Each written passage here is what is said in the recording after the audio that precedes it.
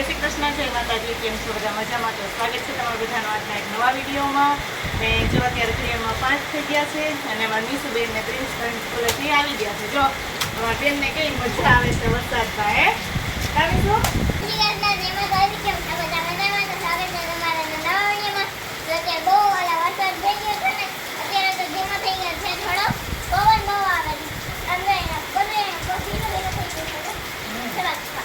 અમારે જો વરસાદ આજુબાજુમાં તો 2 દિવસથી ધીમો ધીમો ચાલુ જ હતો અને કાલે તો બધે હતો, પણ અમારે કાલે બહુ ઓછો હતો.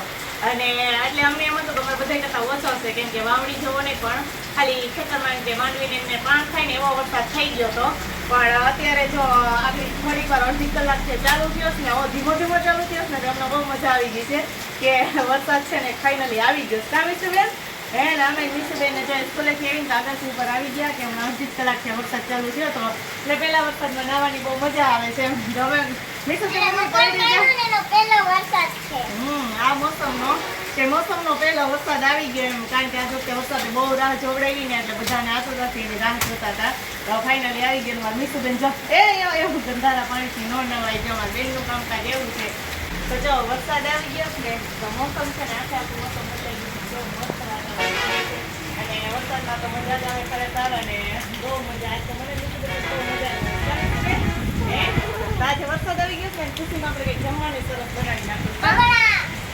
પકોડા ને ભજીયા બનાવવા, કેમ કે ગુજરાતીઓને છે ને વરસાદ આવે એટલે હરેક ગુજરાતીના ઘરમાં ભજીયા તો બનવાના જ હોય, કારણ કે ચોમાસું બેસે ને એટલે ભજીયા ખાવાનું મન થઈ જ જાય. એટલે આપણે છે ને મીસુબેન જે ભજીયા બનાવી નાખવાના છે, મસ્ત મસ્ત ભજીયા. કા તો સારું, હાલો હવે થોડીક વાર આપણે મીસુબેનને વરસાદમાં નાહી લઈએ ને પછી નીચે જઈએ અને પછી સરસ મજાના ભજીયા બનાવી નાખીએ ગરમા ગરમ. કા કેમ કે વરસાદના મોસમમાં ભજીયા ખાવાની મજા જ બહુ આવે.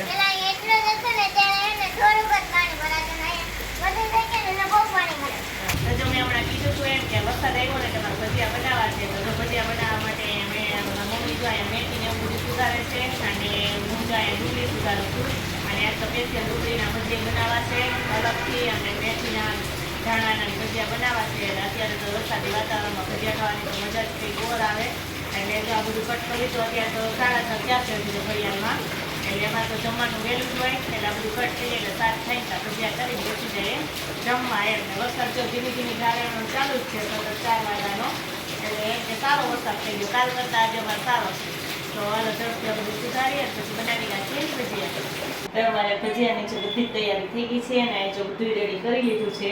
ધાણા મેથી સુધારાઈ ગયા છે, ડુંગળીના કરવા છે એટલે ડુંગળી મરચાંની કટકી અને આ બધી જ વસ્તુને જાય તેલ લઈ લીધું છે. તો આપણે પેલા ડુંગળીના ભજીયા કરવા છે ને તો ડુંગળીમાં બધો મસાલો નાખીને આપણે ઉપરથી લોટ એડ કરી દઈએ ને પછી ડુંગળીના ભજીયા પહેલાં બનાવી નાખીને પછી મેથીના.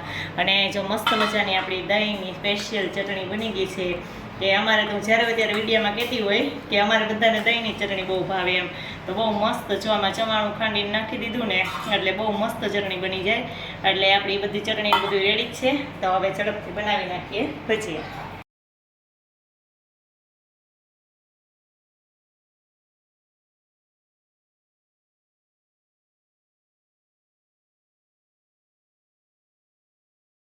મસ્ત મસ્ત જો આપણે ડુંગળીના ટીકડી ભજીયા તૈયાર છે.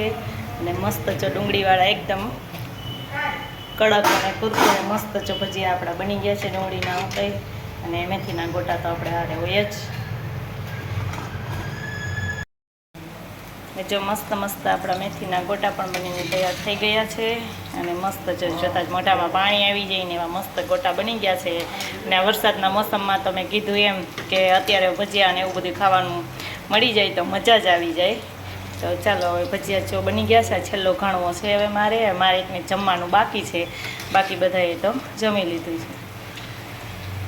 જમી લીધું છે અને હજી તો જમી લીધું ને તો જો વરસાદ તો રહી જશે, થોડું થોડું અંજવાળું છે. હજી તો 8 માં થોડી વાર છે. અમે જમી નવરા થઈ ગયા કામી સુબે. અને જો ભજીયા બનાવ્યા એટલે એટલા બધા વાસણનો ઢગલો થઈ ગયો છે. બેનને વિસરવા બેસાડી દીધા.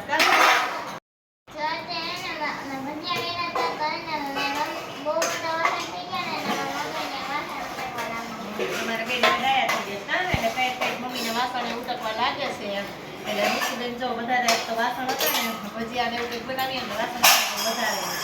અને મીસુબેન કે હું મમ્મી વિસરવા લાગુ એટલે જો અમારા બેન ડાયા થઈ ગયા વાસણ વિસરવા લાગે. કા મીસુબેન? હે અને વરસાદ તો જો આવે અત્યારે ઊંધી ચાલુ હતો થોડીક વાર 10 મિનિટ થઈ તા વરસાદે રહી ગયો. અમારે વાસણ ઉઠવાનો ટાઈમ થઈ ગયો ને તો ખબર પડી ગઈ કે વિશુભાઈ વાસણ ઉઠકવાના છે. કા વિશુ? કેવા વાસણ ઉઠકા હે? હા ઢગલો થઈ ગયો વિસરવા માંડ ઝડપથી.